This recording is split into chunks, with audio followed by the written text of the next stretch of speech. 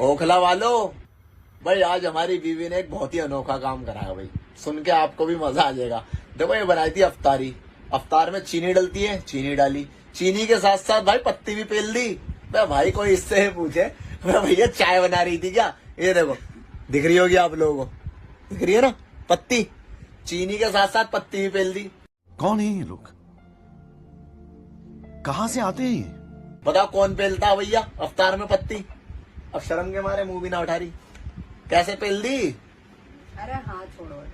तो भाई साहब मेरी आप लोगों से बस एक ही गुजारिश है, ये ऐसे लोग ना हर कहीं पाए जाते होंगे, आपके तरफ भी हो ना। मैं इनके बारे में कुछ बोल नहीं सकता, रमज़ान से हूँ। ये शख्स अपने आप तो हो बना ही रहा है वीडियो, अपनी बीबी को भी बेपर्दा कर रहा, जहन्नम की तरफ ढकेल रहा।